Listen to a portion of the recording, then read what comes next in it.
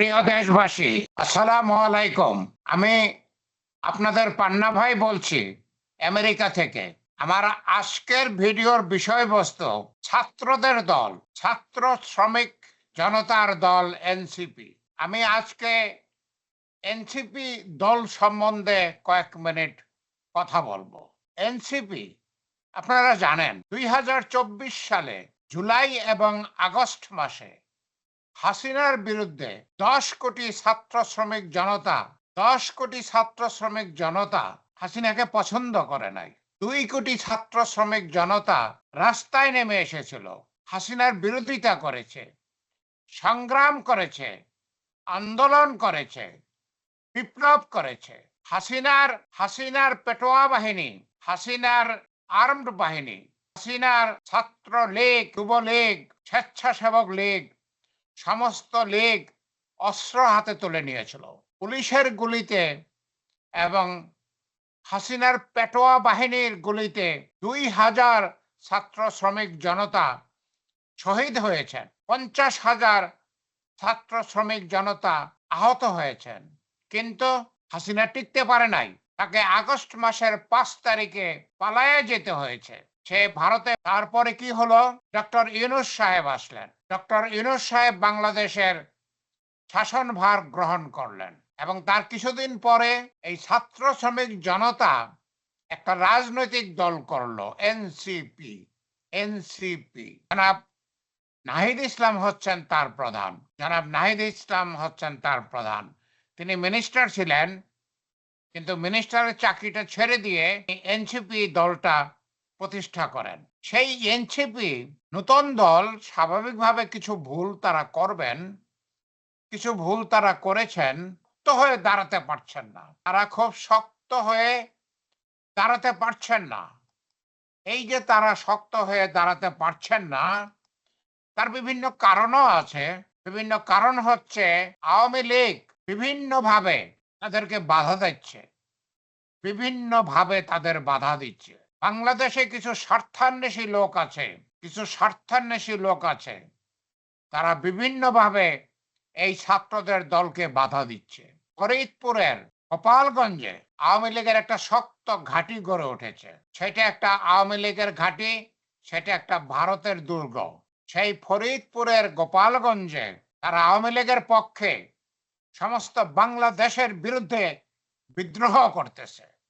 এমনকি তারা সেনাবাহিনীর উপরে পর্যন্ত আক্রমণ করেছে। আর পুলিশ তো কোনো কথাই নাই।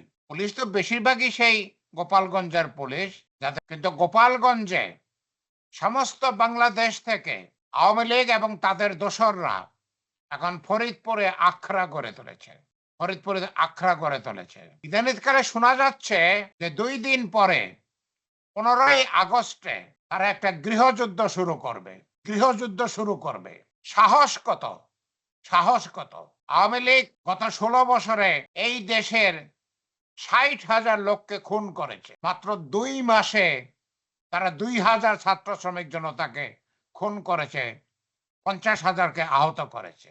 আওয়ামী লীগ এবং তার সাঙ্গ পাঙ্গরা গত ১৬ বছরে বাংলাদেশ থেকে ৩২ লক্ষ কোটি টাকা পাচার করেছে। বাংলাদেশটাকে ফোকলা করে ফেলেছে। বাংলাদেশের আর্থিক অবস্থাকে মাটির সাথে মিশিয়ে দিয়েছে। আমাদের হাতে ভিক্ষার ঝুলি হাতে ধরায় দিয়ে গেছে। আমাদের ভাগ্য ডক্টর ইউনূস সাহেবের মতো একজন বিশ্বনন্দিত ব্যক্তি বাংলাদেশের শাসনভার গ্রহণ করেছেন। তাকে সমস্ত পৃথিবী সম্মান করে। যাকে সম্মান করে, সেই ইউনূস সাহেব আমাদের দেশের শাসনভার গ্রহণ করেছেন। সেটা আমাদের ভাগ্যের ব্যাপার। আমি জনাব ইউনূস সাহেবকে, প্রফেসর ডক্টর মোহাম্মদ ইউনূস সাহেবকে সম্মান করি। আমি জানি আপনারাও তাকে ভালোবাসেন এবং সমস্ত পৃথিবী তাকে ভালোবাসে, সম্মান করে। যাই হোক, ছাত্রদের ব্যাপারে আমার যে কথা, তারা চুপ করে আছেন কেন? তারা হঠাৎ করে চুপ হয়ে গেলেন কেন? এনসিপি ছাত্রদের দল, আপনাদের কাছে আমার প্রশ্ন, আপনারা চুপ হয়ে আছেন কেন? আপনারা কেন পুণ্যোদ্যমে এগিয়ে যাচ্ছেন না? আমরা তো আপনাদের সঙ্গে আছি। আমরা তো আপনাদের সঙ্গে আছি। পিছনে না, সঙ্গে আছি। আপনাদের পিছনে আছি সেটা না। আপনাদের সঙ্গে আছি। আপনারা কেন চুপ হয়ে গেলেন? আপনারা কেন চুপ হয়ে গেলেন? আওয়ামী লীগ ২ দিন পরে ১৫ই আগস্টে দেশে গৃহযুদ্ধ শুরু করার কথা বলছে। আপনাদের কোনো রাও বাও তো শুনতেছি না। আপনাদের তো কোনো রাও শুনতেছি না, কোনো আওয়াজ শুনতেছি না। দেখুন শেখ হাসিনা কি বলেছে? শেখ হাসিনা বলেছে, "রাজাকার সবগুলোকে ফাঁসি দিছি।" তার মানে উনি জামাতে ইসলামের বেশ কয়েকজনকে ফাঁসি দিয়েছেন। আর কি বলেছে? "আন্দোলনকারীদের ছাড়বো না।" তার মানে কি বলেছেন? আপনাদের কথা বলেছেন। আপনারা আন্দোলনকারী, আপনাদের ছাড়বে না। শেখ হাসিনা পরিষ্কার করে বলেছে। কিন্তু আপনারা সংঘবদ্ধ হচ্ছেন না। আপনারা ঘুমাচ্ছেন। আপনারা ঘুমাচ্ছেন। আপনারা ঘুমাচ্ছেন কেন? ঘুমালে তো চলবে না। আপনারা ২৪ ঘন্টার মধ্যে ৬ ঘন্টা ঘুমানোর সময় পাবেন। বাকি ১৮ ঘন্টা আপনাদের কাজ করতে হবে। আপনাদের কোনো কথা শুনতেছি না। আপনাদের কোনো বক্তৃতা, বিবৃতি শুনতেছি না। মনে হয় যেন আপনারা মরে গেছেন। মনে হয় যেন আপনারা মরে গেছেন। আপনারা ছাত্রদের দল টিকিয়ে রাখতে পারবেন? এই মরে গেলে কি আপনারা আওয়ামী লীগকে ঠেকিয়ে রাখতে পারবেন? পারবেন না। পারবেন না। আমি মুক্তিযোদ্ধা পান্না বলতেছি। আমি 11 সেক্টরের কোম্পানি কমান্ডার, গেরিলা কমান্ডার পান্না বলতেছি। আপনারা যেইভাবে মুভ করতেছেন তাতে আপনারা আওয়ামী লীগকে ঠেকিয়ে রাখতে পারবেন না। আপনারা কি চান সবাই ফাঁসিতে চলতে? আওয়ামী লীগ যদি ছলে বলে কৌশলে বাংলাদেশে আবার আসে, তাহলে আপনাদের সবাইকে ফাঁসি দিবে। পরিষ্কার কথা, সবাইকে ফাঁসি দিবে। হয় অ্যাক্টিভ হন, তা নাহলে ফাঁসির জন্য প্রস্তুত হন।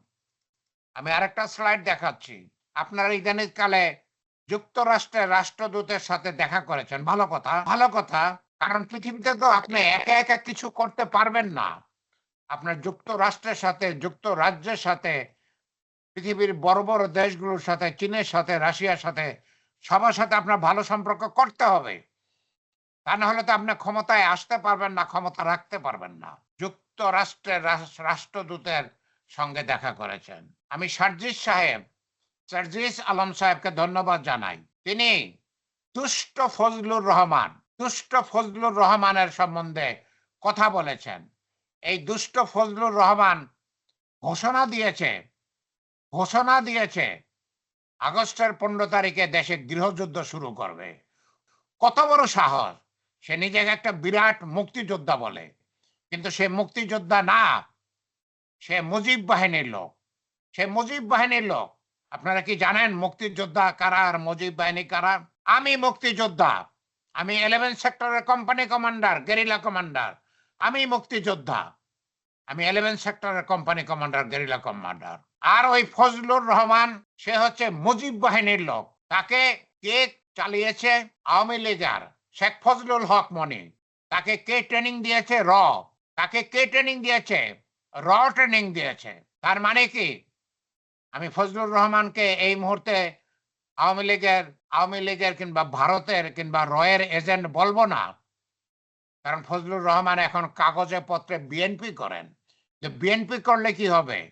উনি গোপনে, গোপনে আওয়ামী লীগ করতেছেন। উনি এর আগে আওয়ামী লীগ ছিলেন।